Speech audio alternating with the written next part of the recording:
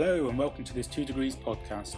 I'm Stephen Kennett, Community Manager for the Energy and Built Environment Working Groups on 2 Degrees. Today we're going to be talking to Energy and Buildings consultant Liz Reason about the energy performance of buildings and in particular the design performance gap.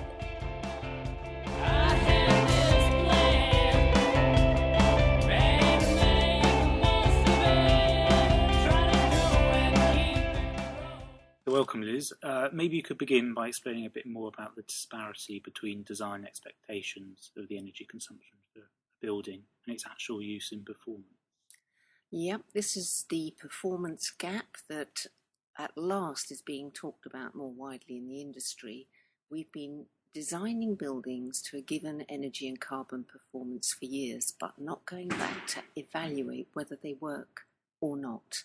And now that we have, with the Building Performance Evaluation competition being run by Technology Strategy Board, we are making these discoveries that buildings do not perform as intended. So just how big a problem is this?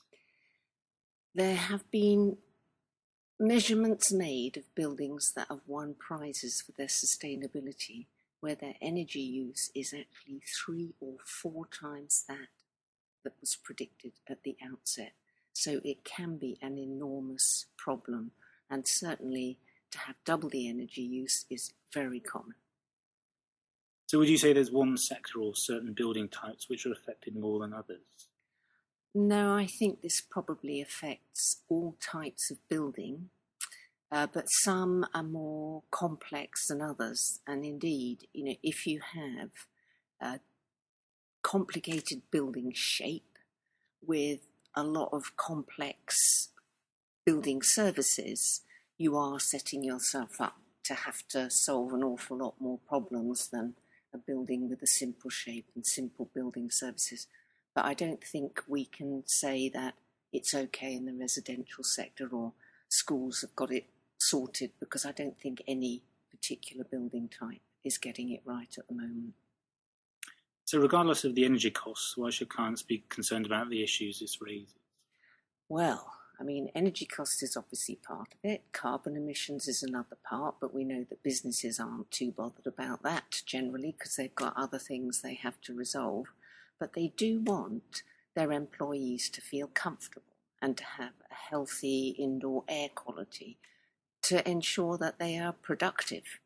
So if you're a client and an occupant of a building, that's what you want.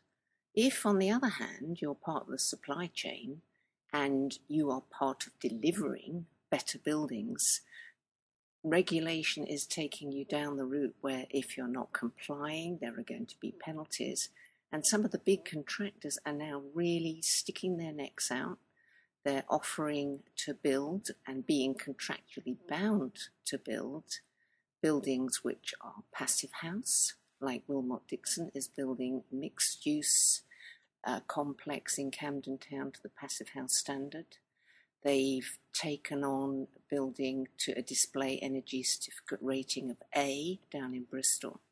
So contractors who are taking on these kinds of challenges are going to be looking to their supply chains to help them deliver. So how are we going to close this gap and save money? Well, there are so many issues. What I often say actually is people should learn, first of all, to understand what the Passive House Energy Standard is about, because it's just based on building physics and accurate predictions and forcing you to design and then build so that your predictions are met. So I always think that's a good place to start learning. Otherwise, we have to think about establishing a culture of going back to find out what works and what doesn't. Monitoring, measuring, fixing.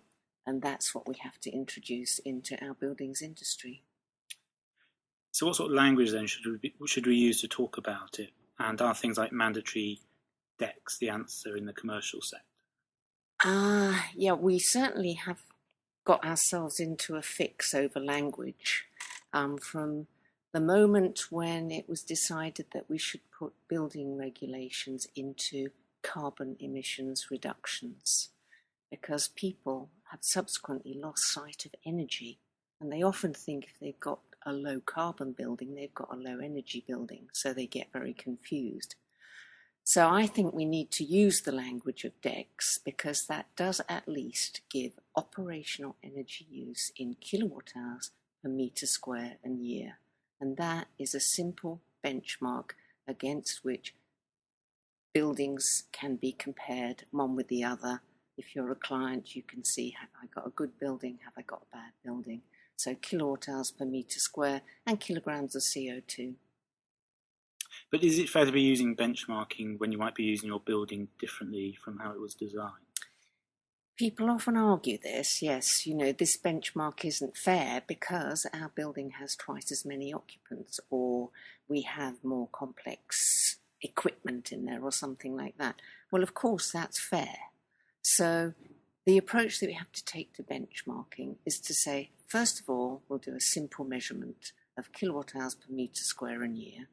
And if one building seems to have very high energy consumption, then we can explore the reasons for that. And we say to people, okay, if you think that that benchmark isn't fair, give us the evidence that demonstrates that it is to do with occupancy or equipment or other reasons, so that we can work our way down a hierarchy of reasons for increased energy consumption and come up with a benchmark that is fairer.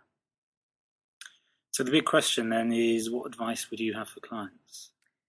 If I were a client, the first thing I'd do is make sure that I ask for a building that is genuinely low energy and that I ask for it in the number of kilowatt hours per metre square and year that I expect it to use, because your design team will then have a clear target to work to.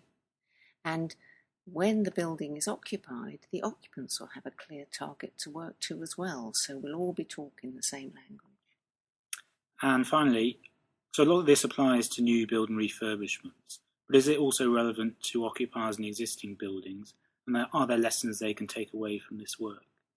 Well, I think it would be great, wouldn't it, if everybody could tell you how much energy their own building used as a starting point. I often ask the question, how many miles per gallon does your building do? And that is a starting point. I do think, actually, that British Gas, at least, is now offering to tell existing building users how their energy use compares with that of their neighbours. So that's really quite interesting to find out as well. That's an incentive. Great. Well, good to talk to you. Thanks, Liz. For more content on the Energy Performance Gap, including blogs and webinars, visit the Built Environment Working Group on 2 Degrees at www.2degreesnetwork.com.